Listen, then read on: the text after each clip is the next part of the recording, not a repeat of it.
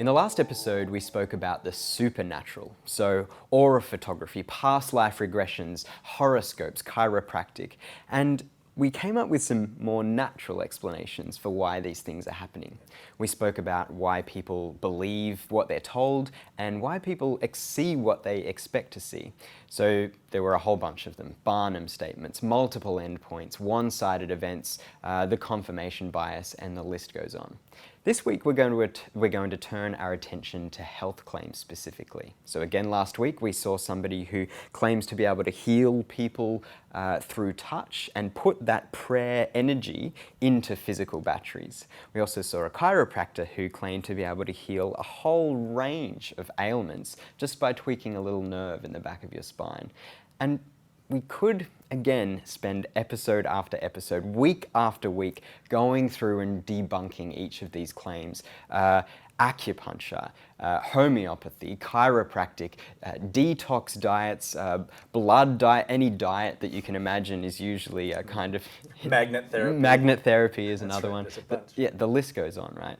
But we're more interested in why people believe these things, not just debunking a lot of the stuff that's out there. That's right. Last week we also talked about, throughout the course, I suppose, we've been talking about the power of expectation, how what we see, hear, and remember are all shaped by our experiences. And that's true.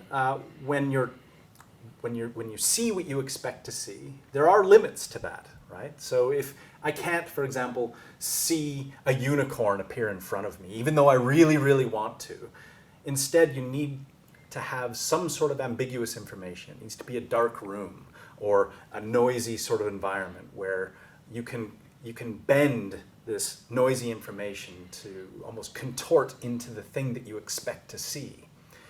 So that's perception, but it also works for beliefs as well, right? So if I were to ask you, or somebody, why they believe in acupuncture and the power of acupuncture in curing depression or something, it's very unlikely that someone's going to say, I believe it because I believe it, or without any sort of basis for it. Instead, they're going to probably cite some experience that they had, or not even that they had, something that their family member had, or a friend had, or even seeing it happen on a television show, or some expert or alleged expert said that it's going to work.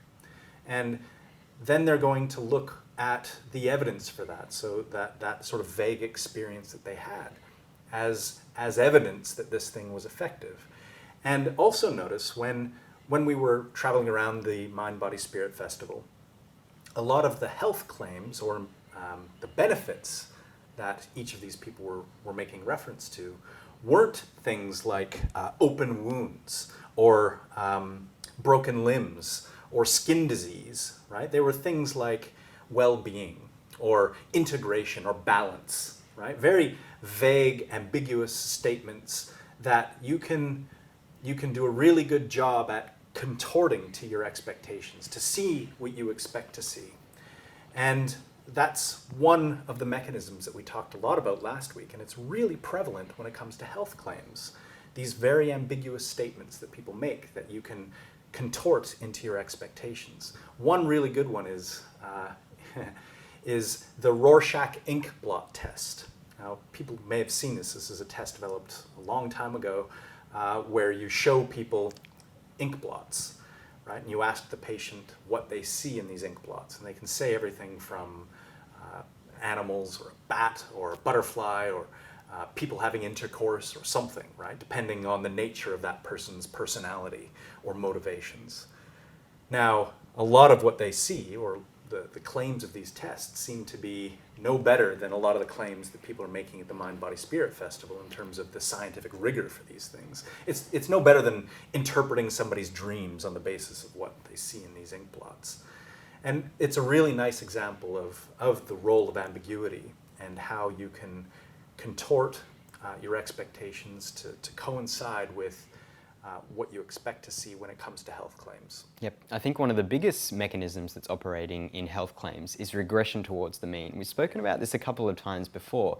In episode 7, if you remember, we had our 2 people that were taking an exam, and one of them did really, really poorly, and one of them did really, really well. Now that's likely a result of multiple independent error factors. So the person who didn't do particularly well on the exam, lots of things were working against them. It was ganging up. The person who did particularly well on the exam, lots of random, independent, multiple factors were ganging up on that person for them to do really well. Now, I think this is happening when we're sick in health claims, right? So think about it. When you are sick, you are at your absolute worst. Your health is in decline, and about the time that you start to seek a traditional or alternative or even medical treatment, you are at your worst. So there are lots of random multiple things happening to push you down. Yep.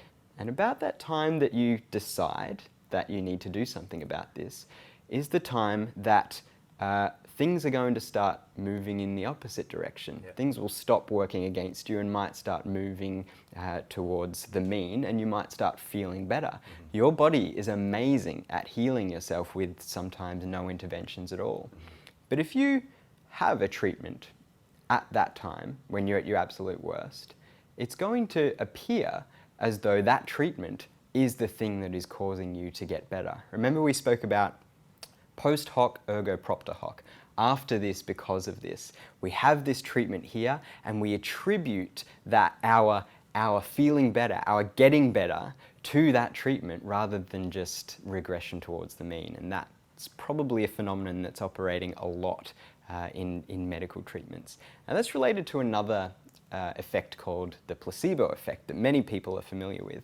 And I spoke to Shep Siegel about this, and he's had decades of research into this, and here's what he had to say.